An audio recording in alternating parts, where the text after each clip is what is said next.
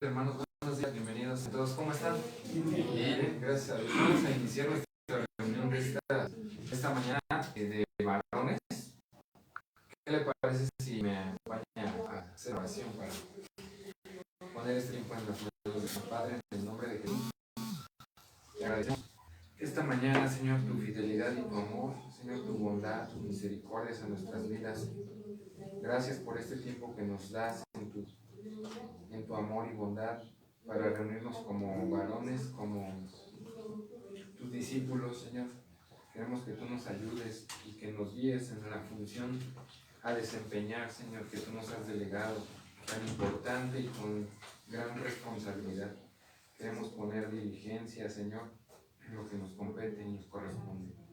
Gracias por la vida de nuestros hermanos que están aquí, Señor. Ayúdanos a esforzarnos en tu gracia y a ser entendidos y sabios. Ayúdanos en nuestras debilidades, tribulaciones, pruebas y aflicciones, Señor, para dar la respuesta que tú quieres en todo tiempo. Alumbra los ojos de nuestro entendimiento, Señor. Concédenos sabiduría de lo alto, Señor, porque nosotros por sí solos somos incompetentes, Señor. En el nombre de Jesús te lo pedimos y te lo rogamos. Amén. Bien, hermanos, pues vamos a continuar nuestro estudio. En esta ocasión vamos a seguir hablando sobre, ya hemos hablado también acerca de las funciones en nuestras vidas y del creyente y de los hombres. Ahora vamos a ver un tema acerca de ser llenos del Espíritu. Ser llenos del Espíritu. Y para este tema pues hay mucho que hablar, muchos puntos. Yo simple y sencillamente voy a dar una pincelada solamente al respecto por el tiempo, obviamente, pero la verdad es que es un tema completamente abundante. Acompáñenme a Efesios capítulo 5, versículo 18. Ser llenos del Espíritu Santo. Ese es el tema que vamos a estar meditando el día de hoy, hermanos. Y Efesios 5, 18 dice así el apóstol Pablo: no os embriaguéis. ¿Cuántas maravillas puede hacer el Espíritu Santo en nuestra vida? Y fíjese que en el contexto de ese Efesios 5, 18, el apóstol Pablo viene hablándole a los efesios que anden como hijos de luz en el versículo número 8, de ahí del capítulo 5.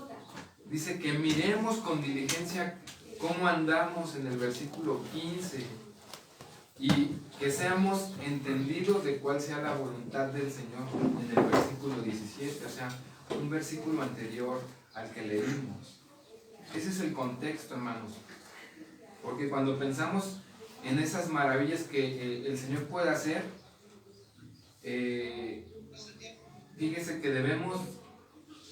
no debería de costarnos apartar un tiempo entre todas nuestras actividades, nuestro ajetreo de la vida, para buscar ser llenos del Espíritu Santo, ¿no? Porque dice el apóstol Pablo: no se embriaguen con vino. ¿Qué vemos en esa frase? No se embriaguen con vino. No les está sugiriendo, ¿verdad? Es un imperativo. ¿Qué es un imperativo? Una orden, prácticamente. No se emborrachen con vino. Pero ¿qué creen? No nada más les dice, no hagan esa limitante. Bueno, ya no me emborracho y ya. Él continúa y dice, viene otro imperativo: llénense del Espíritu Santo. O sea, es una orden también que nos llenemos del Espíritu Santo. A diferencia de lo que hace el vino con el Espíritu, o sea, el vino controla a la persona, ¿no? Por eso dice que hay disolución. ¿Qué es disolución? Ahí la traducción literalmente es libertinaje. Pierde el control de sus actos. Fíjese, en una versión más entendible se lee así la traducción en lenguaje actual. El Efesios 5:18 dice: no se emborrachen, pues perderán el control de sus actos. Más bien, permitan que el Espíritu Santo, permitan que sea el Espíritu Santo quien los llene y los controle. Esa es una versión en el lenguaje actual. Y ahí se entiende lo que quiere destacar, o la analogía que quiere hacer, o la metáfora que está usando el apóstol Pablo. ¿Por qué dice permitan que el Espíritu Santo? Porque obviamente el Espíritu Santo no va a venir y te va a controlar, ¿no? O sea, no te va a poseer, porque eso no hace. Tenemos que nosotros permitir. Tampoco dice que sea un acto humano que podamos nosotros en nuestras fuerzas buscarlo. Pero tampoco Él va a venir y te va a poseer, ¿no? Tenemos que permitir que el Espíritu Santo nos llene y tome el control de nuestras vidas, porque pues Él va a tocar la puerta, no la va a romper. Va a esperar a que nosotros se la abramos. Entonces esa es una metáfora comparativa que Pablo quiere demostrar. Así como el vino domina y posee el control de la vida de una persona cuando está en esa condición, mejor deja que el Espíritu Santo te controle. Y fíjese que de ese versículo han sacado lo han sacado de contexto, ¿no? Y de hecho ayer le puse ahí en el YouTube, ¿no? De ese tipo de desórdenes y hablaban de la borrachera espiritual, la risa santa. O sea, ¿qué es eso? ¿Qué es eso? Y yo veía los videos y decía, ay, Señor, ¿no? O sea, en uno le acercaban la Biblia y le decían, a ver, léela. Y así descaradamente, una iglesia de miles de personas, y quería leer un pasaje y leyó un poquito y se reía y decía, está lleno del Espíritu Santo, ¿no? Y un montón de gente ahí, gloria a Dios. Pues eso es un concepto equivocado. Es un concepto equivocado que llenarte del Espíritu Santo también es tumbarte. Eso es un concepto no correcto, porque la presencia del Espíritu Santo no causa un desorden, no causa un comportamiento distorsionado ni un carácter distorsionado. Donde está el Espíritu en control hay orden, armonía y paz. ¿Cuántos pueden decir así es? Así es. Y eso es lo que está destacando el apóstol Pablo. En vez de que estén bajo la influencia del alcohol los creyentes, deben de estar bajo la influencia del Espíritu Santo, pero habla de una continuidad, continuamente. Ahora, ¿cómo te das cuenta de que estás siendo lleno del Espíritu Santo? Tú como varón, como líder, como ministro, en fin, en todas las áreas, ¿cómo te das cuenta de que tú estás lleno del Espíritu Santo? ¿Por qué? Porque hay fuerza espiritual, hay un gozo, pero ese gozo no es para que tú te desenfrenes, ¿no? Como esa parte de la vida espiritual, no, es un gozo racional, con cordura. Hay deseos limpios, hay deseos ordenados. Cuando estás lleno del Espíritu Santo, ¿qué crees? La maldad la repudias.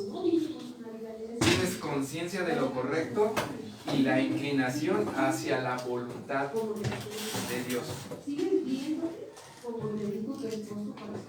La inclinación hacia la voluntad de Dios. Entonces, fíjense cómo la diferencia entre ser llenos del Espíritu Santo y no. Si tú ves a una persona, no, pues que yo ando en el Espíritu, pero ves desorden en su vida, ves divisiones en su vida, que está intranquilo, es que entonces está carente de la llenura del Espíritu Santo. Cuando tú ves una persona, o cuando andamos en desorden, en divisiones, no estamos en esa paz, en esa tranquilidad, ahí estamos careciendo del Espíritu Santo. Cuando hay queja. ¿Y qué le parece si vemos algunos ejemplos del poder, de la llenura del Espíritu Santo en los creyentes? Vamos a ejemplificar algunas evidencias de esa llenura del Espíritu Santo, porque pues eso es lo importante, ¿no? Vamos al libro de Hechos, en el capítulo 4. Los líderes de aquella primera iglesia, la iglesia naciente, tenían un poder que venía de esa llenura. Fíjese qué sucedió en una ocasión que Pedro y Juan fueron llevados ante el consejo, las autoridades judías ahí, por haber sanado a un enfermo, ¿no? Mire, Hechos 4.1. Vamos a leer el pasaje para entenderlo y ver el contexto y todo. Dice, Hechos 4.1. Hablando ellos al pueblo, vinieron sobre ellos los sacerdotes con el jefe de la guardia del templo y los saduceos, resentidos de que enseñaban al pueblo y anunciaban en Jesús la resurrección de entre los muertos. Y les echaron mano y los pusieron en la cárcel hasta el día siguiente, porque ya era tarde. Pero muchos de los que habían oído la palabra creyeron, y el número de los varones eran como 5,000. Aconteció al día siguiente que se reunieron en Jerusalén los gobernantes, los ancianos y los escribas, y el sumo sacerdote Anás y Caifás, y Juan y Alejandro, y todos los que eran de la familia de los sumos sacerdotes, y poniéndoles en medio les preguntaron, ¿con qué potestad o en qué nombre habéis hecho vosotros esto? Habla de la sanidad que habían hecho. Entonces Pedro, llenos del Espíritu Santo, les dijo, gobernantes del pueblo y ancianos de Israel, puesto que hoy se nos interroga acerca del beneficio hecho a un hombre enfermo, de qué manera éste haya sido sanado, de qué manera éste haya sido sanado, sea notorio a todos vosotros y a todo el pueblo de Israel, que en el nombre de Jesús de Nazaret, a quien vosotros crucificasteis, y a quien Dios resucitó de los muertos, por él este hombre está en vuestra presencia sano. Este Jesús es la piedra reprobada por vosotros y los edificadores, la cual ha venido a ser cabeza del ángulo. Y en ningún otro hay salvación, porque no hay otro nombre bajo el cielo dado a los hombres en que podamos ser salvos. Fíjese el versículo 13. Entonces, viendo el denuedo de Pedro y Juan, y sabiendo que eran hombres sin letras y del vulgo, se maravillaban y les reconocían que habían estado con Jesús. Y viendo al hombre que había sido sanado, que estaba en pie con ellos, no podían ¿qué? Decir nada en contra. Entonces les ordenaron que saliesen del concilio y conferenciaban entre sí, diciendo, ¿qué haremos con estos hombres? Porque de cierto señal manifiesta ha sido hecha por ellos, notoria a todos los que moran en Jerusalén, y no lo podemos negar. Sin embargo, para que no se divulgue más entre el pueblo, amenacémosle para que no hablen de aquí en adelante a hombre alguno de este nombre. Y llamándoles, les intimaron que en ninguna manera hablasen ni enseñasen en el nombre de Jesús. Sigue hablando el apóstol Pedro, lleno del Espíritu Santo. Mas Pedro y Juan respondieron diciéndole, juzgad si es justo delante de Dios obedecer a vosotros antes que a Dios. Porque no podemos dejar de decir lo que hemos visto y oído. Ellos entonces les amenazaron y les solicitaron, ellos entonces les amenazaron y les soltaron, no hallando ningún modo de castigarles por causa del pueblo, porque todos glorificaban a Dios por lo que se había hecho, ya que el hombre en quien se había hecho este milagro de sanidad tenía más de 40 años. ¿Qué vemos en ese pasaje, hermanos? Eso que le sucedió al apóstol Pedro, sí era valor. Sí era valor. Esa es la llenura del Espíritu Santo, hermanos. Hay cristianos que se acobardan ante las circunstancias. Y nosotros no estamos llamados, tampoco es que tú te desafíes, ¿no? Te van a retar en la carne y tú no está hablando de eso, no está hablando de eso, para equilibrarlo. Sino es un valor divino por la llenura del Espíritu Santo. Hay cristianos que se acobardan. A veces nos acobardamos ante las circunstancias. A veces no sé, lanzan una convocatoria para venir a lo mejor un día que tú trabajas. Y tú te acobardas y dices, no, es que yo trabajo y no puedo faltar en mi trabajo.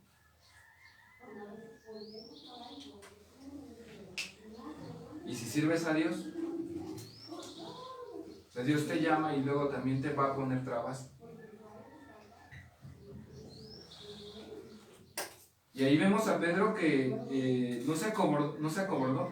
¿Sabe quién era el tribunal ante el que comparecieron? Perdón.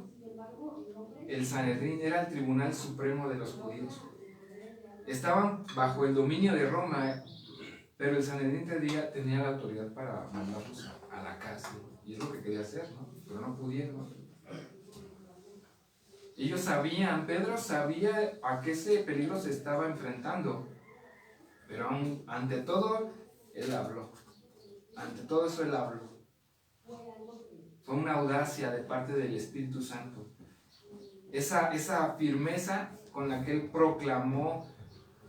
¿Sabe qué proclamó? Una certeza verdadera, ¿no? Toda esa palabra que el Espíritu Santo le inspiró en ese momento, que no le pudieron refutar absolutamente nada. Esa es la obra, hermanos, de que Jesús hizo en nosotros. Por eso es lo que debemos de predicar y exaltar. Su autoridad de Pedro en ese momento, sí era el Sanedrín, eran autoridades, pero en ese momento él puso su autoridad primero en Cristo, no en el Sanedrín. Porque también le dijeron, no prediquen en ese nombre. Vio el peligro, pero no se acobardó. A ver, el que está a tu lado, ¿eres valiente? Hay que ser valientes, hermanos. Vamos a ver otro ejemplo más claro con el apóstol Pablo. Hechos 9:17.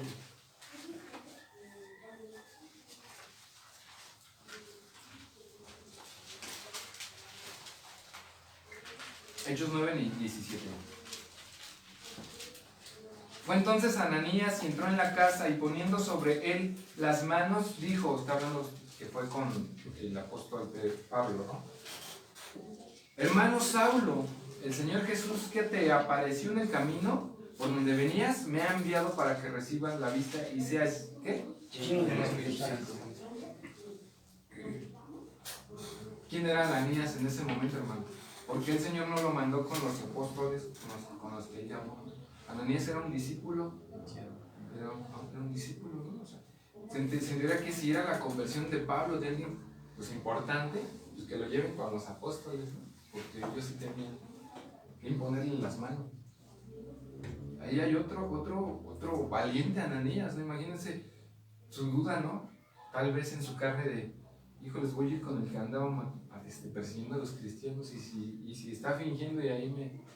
Pero fue. Entonces le dice, hermano Saulo, el Señor que te apareció en el camino por donde venías me ha enviado para que recibas la vista y seas lleno del Espíritu Santo.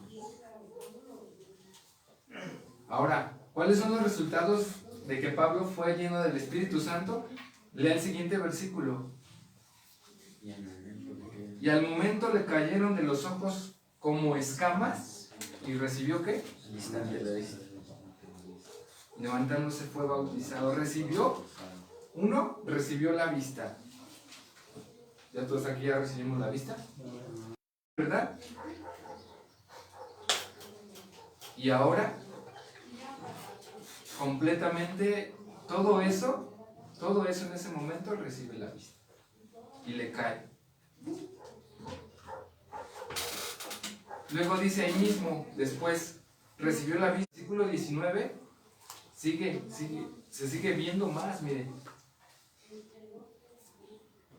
Y habiendo tomado alimento, recobró fuerzas y estuvo Saulo por algunos días con los discípulos que estaban en Damasco. ¿Qué más?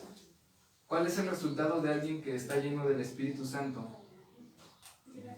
De perseguir a los creyentes otra vez, dice que estuvo con los discípulos que estaban en Damasco, se quedan en comunión los hermanos, buscan la comunión con ellos. una evidencia de esa llenura del Espíritu Santo es que quieres estar en comunión con la iglesia del Señor. Nos dicen, bueno, yo vengo a la reunión. ¿Y las demás reuniones? Cuando se convoca a otra actividad, una comunidad adicional. Por ejemplo, la próxima semana, ¿qué vamos a hacer? Ahí vamos a aplicar la llenura del Espíritu Santo. ¿Por qué? Porque queremos tener comunión con los hermanos, ¿no?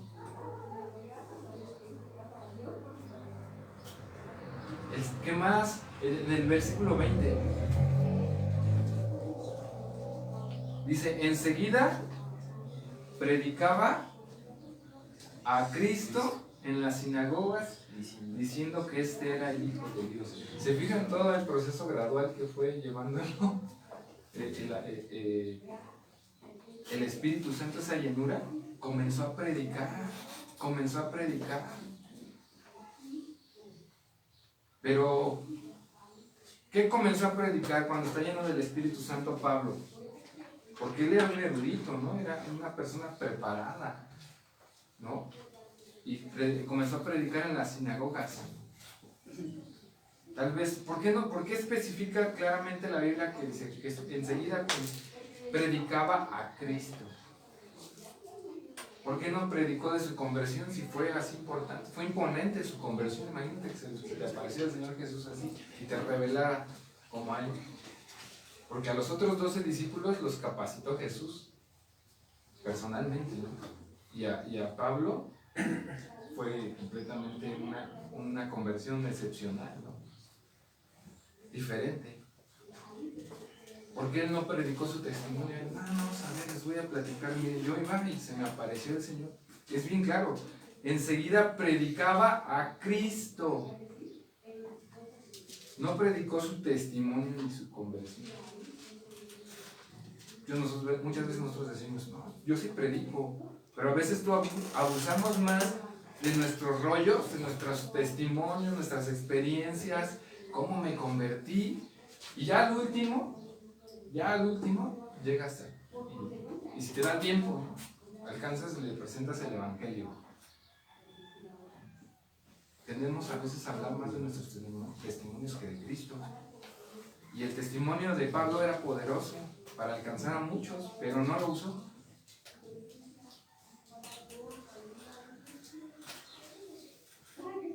Hay mucha gente que va a las congregaciones porque muchos le predican, pero no le predican a Cristo, les predican un evangelio que les dicen, si vas a la iglesia, mira, como a mí se te van a acabar tus problemas.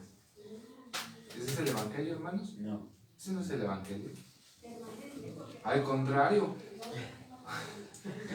Entonces ya vienen y les viene la prueba y ya para la próxima vez ya no están. Entonces, cuando prediquemos ¿a quién, hermanos? A Cristo. Esa es una evidencia de estar llenos del Espíritu Santo. No prediquemos una denominación, hermanos, no prediquemos tantas cosas que a veces queremos diluir el Evangelio, o para no hablarles directamente del pecado, de la sangre de Cristo, de la condenación, queremos diluir, ¿no? Bueno, tienes que van a orar por ti y te vas a sentir mejor, Al contrario, lo que tienes que hacer es confrontar a la gente con el pecado para que se pueda arrepentir y pueda compungirse de corazón y reaccionar y decir, he pecado contra Dios, ¿qué haremos? ¿No? Como dijeron aquellos hombres donde también el apóstol Pedro les predicó. Ese es el Evangelio. Versículo 22. Ya es todo de lo que vemos de Pablo. No, miren lo que dice el versículo 22. Pero Saulo, mucho más que se esforzaba y confundía a los judíos que moraban en Damasco, demostrando que Jesús era el Cristo. Porque en el versículo 21 dice que ellos se quedaron atónitos porque, pues como, a ver, primero iba a matarlos Eran para los judíos, como decimos, ¿no? Era nuestro mejor gallo contra los judíos. Y ahora nos están predicando de Cristo. ¿Qué pasó? Entonces estaban ahí confundidos, ¿no? Pero Saulo, dice, mucho más se esforzaba. Mucho más se esforzaba. A veces nosotros caemos en un conformismo, ¿no? No, bueno, pues yo ya vine a la iglesia, ya estuve aquí un ratito, ya llegué desde las 9 a la oración, todavía me quedé a varones, todavía el servicio, y todavía quieren que yo vaya a la obra en Cuernavaca. Como que no. Eso ya es abuso. Pero Pablo mucho más se esforzaba. ¿Sabe qué significa eso? ¿Qué quiere decir eso? Que se esforzaba en la gracia de Dios, crecía en la gracia de Dios, hermano. Le voy a leer un versículo, el mismo versículo, también en la traducción lenguaje actual, para que lo entendamos más fácil. Dice: y cada día Saulo hablaba con más poder del Espíritu Santo y les probaba que Jesús era el Mesías. Sin embargo, los judíos que vivían en Damasco lo escuchaban, pero no entendían nada. Y aquí es la enseñanza más importante. Los argumentos de Saulo para tener ese poder del que habla ahí, hablaba con más poder del Espíritu Santo. Obviamente él era un erudito, todas esas herramientas, tal vez que ese conocimiento lo usaba todavía para confrontarlos más. Sí, era eso, pero la mayor evidencia del poder del Espíritu Santo fue su cambio de vida. Ese era el poder. Entonces la gente sabía que él hablaba la verdad porque veían la evidencia de su cambio de vida ocurrido en él. ¿Qué aprendemos, hermanos? Sí, está bien conocer lo que la Biblia enseña. Esa es una ordenanza. Defender la fe también es una ordenanza.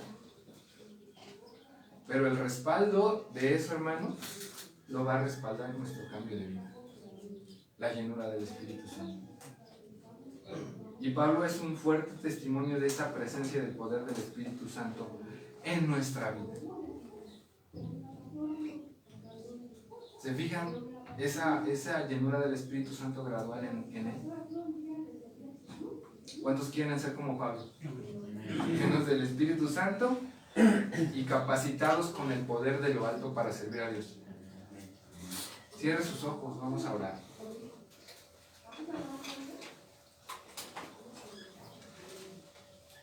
También los que fueron elegidos para servir a las mesas en Hechos 6, dice la Biblia que los discípulos dijeron: busquemos a varones, dejarnos ser llenos de tu Espíritu Santo para poder ser capacitados con tu poder. No quedarnos en el camino, Señor. No solo decir, bueno, ya soy creyente, soy salvo. Y de sabiduría, Señor, para hacer tu obra. Porque donde está tu Espíritu Santo hay orden, hay paz, no hay división, Señor. Al contrario, hay comunión, Señor. Ayúdanos, Señor. Queremos ser poderosos predicadores de Cristo, Señor. Sabemos que ser llenos del Espíritu Santo es la única manera en que como siervos tendremos esa facultad, ese poder, Señor. Queremos vivir en esa plenitud. Ayúdanos, Señor. Que nuestro corazón rebose de la llenura de tu Espíritu Santo. Te agradecemos en el nombre de Cristo. Amén. Bien, hermanos, pues quedamos despedidos. También despedimos a nuestros hermanos que están en las redes.